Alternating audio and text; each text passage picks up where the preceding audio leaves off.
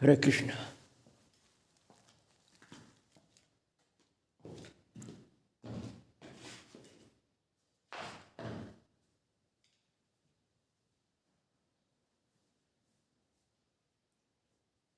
हरिओम तत्सत। बोलिए सतगुरुदेव भगवान की जय, सच्चिदानंद भगवान की जय, सभी देवी देवताओं, महापुरुषों और विद्वान भक्तजनों की जय। आओ प्यारे बहन भाइयों, प्यारी जीवात्माओं, प्यारे राजकुमारों, प्यारी राजकुमारियों, प्रभु के गुण गाएं, प्रभु की चर्चा करें, आत्मचिंतन करें, जिससे हम सबका मनुष्य जीवन सफल हो। अंतरात्मा की,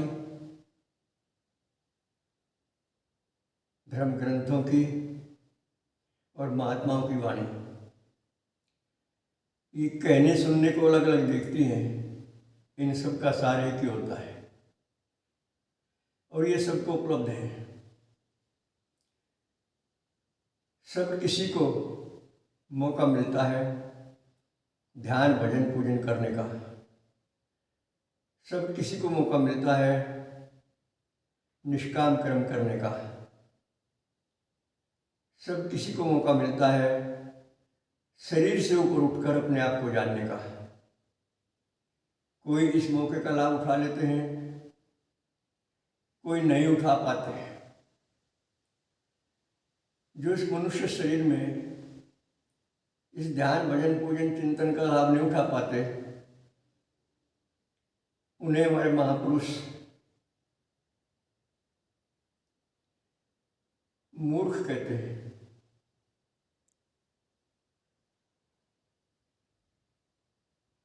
उनकी बदकिस्मती है जो मनुष्य सिर पाकर भी हृदय में छुपे प्रभु को ढूंढ नहीं पाते, इनसे जुड़ नहीं पाते और इनके अनुशासन में नहीं आ पाते। संसार की निगाह से वो कितने बड़े धनवान हों, कितने बड़े मठाधीश हों, कितने बड़े शासनाध्यक्ष हों, वो होकर नष्ट होने वाले हैं। ये 4 दिन की चांदनी है, फिर अंधेरी रात है।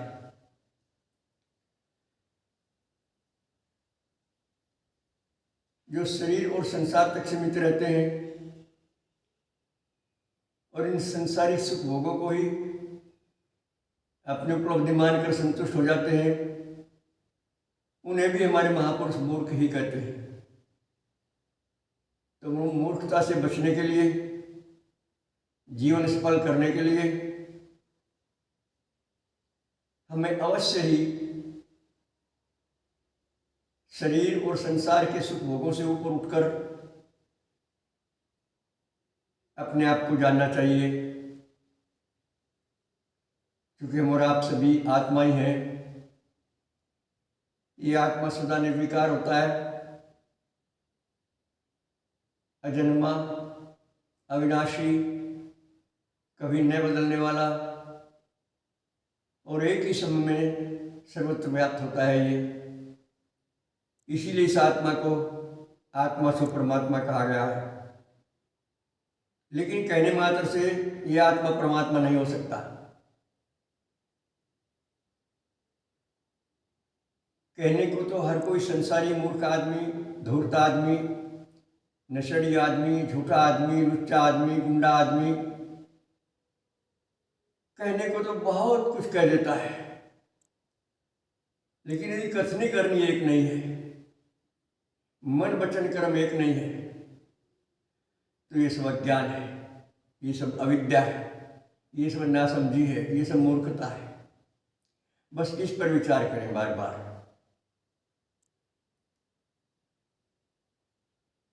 और स्वयं को जानकर संसार में ऐसे रहें जैसे जल में कमल रहता है, कीच में पैदा होता है, गारे में, और पानी से पलता है। लेकिन पानी से लिपायमान नहीं होता। दिन भर आप कमल के पत्ते को पानी में डाले रखिए, थोड़ा सा वजन बांधकर, और शाम को वो वजन हटाकर उसे पानी से निकालकर एक झटका सा दे दीजिए बस। वो साफ का साफ, उस पर पानी का कोई प्रभाव नहीं मिलेगा आपको, वो पानी में गलेगा नहीं। बस समझदारों के लिए तो इशारा काफी है। ये जो हम और आप कर्ता मानते हैं अपने आप को किसी काम का,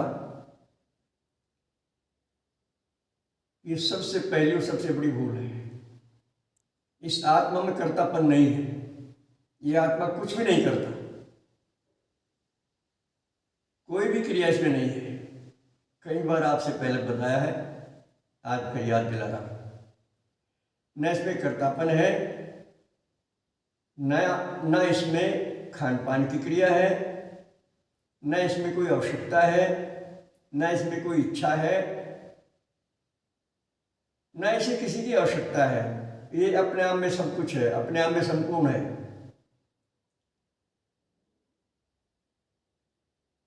जितना अधिक इन बातों पर विश्वास करके इनका चिंतन करेंगे उतना लाभ होगा। ये जो सारी क्रियाएं हैं, खाने पीने की, करने धरने की, सोने जागने की, धनादि संग्रह करने की, किसी प्रकार की कोई आवश्यकता हो, ये सब इस संघात में है। इस शरीर को अंतःकरण के साथ संघात कहते हैं। संघात में 4 अंतःकरण हैं, मन, बुद्धि, चित्त, अहंकार, और ये शरीर है सारा। और हम इस सारे अड़ंगे से अलग हैं। देखो क्या लीला प्रभु की, क्या महिमा है प्रभु की। हम इस सारे अड़ंगे से अलग हैं और सब जगह हम ही हैं। यदि मैं ये कहूं कि मैं आत्मा हूं और सारे शरीर, सारे संसारों, नहीं सुनो, सारे शरीरों में, सारे संसार में मेरे सिवाय दूसरा कोई हो नहीं सकता, तो अचंभा लगेगा आपको, ताज्जुब होगा आपको, लेकिन ये सच है। हर शरीर में मैं ही हूं, आत्मा रूप से, जड़ चेतन जंगम स्थावर में, अंडज जेरज स्वेदज उद्भिज में, गरीब में, अमीर में, हिंदू में, मुस्लिम में, स्त्री में, पुरुष में, पढ़े लिखे में, अनपढ़ में, सब में मैं ही मैं हूं। आत्मा के स्तर से मेरे सिवाय दूसरा है ही नहीं कोई।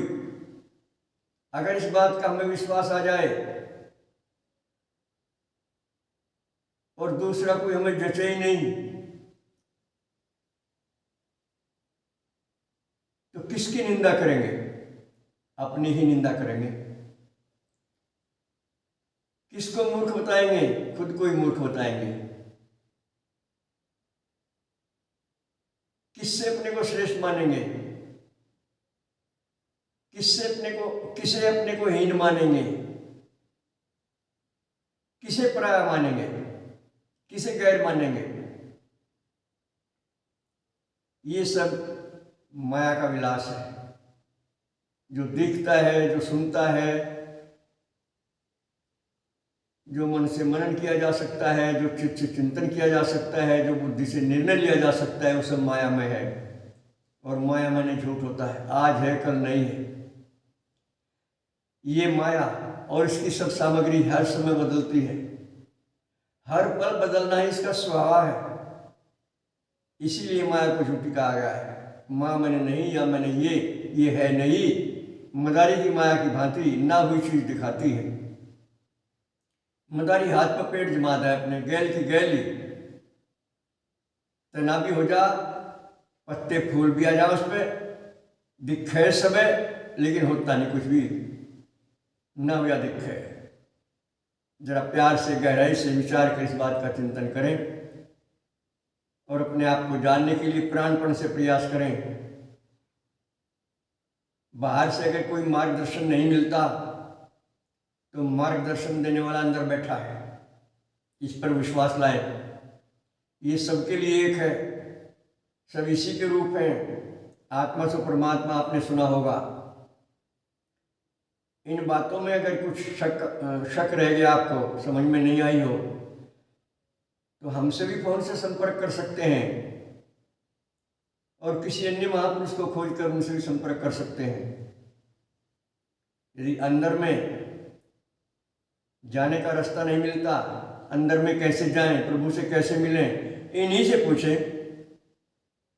अपने हृदय में स्थित प्रभु से ही पूछें, बताओ प्रभु हम कैसे मिले आपको, और इनके लिए समय निश्चित करें, इनसे बात करने का, इनसे मिलने का। 24 घंटे में वैसे तो जब भी आपके पास समय हो, कभी भी इनसे संपर्क करने के लिए हर समय उचित होता है, लेकिन ब्रह्म मुहूर्त ज़्यादा श्रेष्ठ है, जो 4:24 से शुरू होता है और 5:12 पर रहता है, केवल 48 मिनट का होता है। कोई विद्वान कम वक्त भी मानते हैं इसे, जहाँ जिसकी जैसी मान्यता है ठीक है, लेकिन ब्रह्म मुहूर्त में अवश्य सोच स्नान से निवृत्त होकर ध्यान भजन चिंतन करें, और जहाँ से अच्छी शिक्षा मिलती है वहाँ से उसे स्वीकार करें। उत्तम विद्या लीजिए यद्यपि नीच पे होए, परो अपावन ठोर में कंचन तजत न कोय। अगर सोना कहीं गंदी जगह पड़ा है तो बुद्धिमान आदमी उसे उठा लेगा, मेरा हाथ सन जाएगा ये चिंता नहीं करेगा, क्योंकि हाथ तो रोज सने मल में, शौच आदि करने में हाथों से गुप्तांगों को धोया जाता है, हाथ सन जाते हैं और साबुन आदि से फिर साफ हो जाते हैं। इसी प्रकार गंदी नाली से स्वर्ण उठाकर स्वर्ण को भी धोया जाता है, हाथ भी धोए जाते हैं, साफ हो जाते हैं। और मूर्ख ये सोचकर स्वर्ण को छोड़ देता है कि हाथ सनेंगे, गंदा है। तो अच्छी शिक्षा जहाँ से मिले ले लीजिए, भले ही वो आपका छोटा बच्चा है, भले ही कोई अनाड़ी सा लगता है, भले ही कोई छोटी जाति का लगता है, भले कोई दूसरे धर्म का लगता है, अगर अच्छी बात कर रहा है तो ले लीजिए तुरंत। उस बात को वो नहीं कह रहा है, उसके मुंह भगवान कह रहे हैं। भगवान किसके मुंह बोलकर हमें कब क्या कहते हैं, किसके हाथों से हमें क्या कुछ दे देते हैं, किसके पैरों से चलकर हमारे पास आ जाते हैं, किसकी आंखों से हमें देख लेते हैं, किसके द्वारा हमें आशीर्वाद दे देते हैं, ये कोई नहीं जानता। भगवान जानते हैं या भगवान के भक्त जानते हैं। तो उठिए, प्रभु के गुण गाइए, इनकी महिमा पहचानिए और अपने मनुष्य जीवन को हर कीमत पर सफल बनाइए। बस आज इतना ही।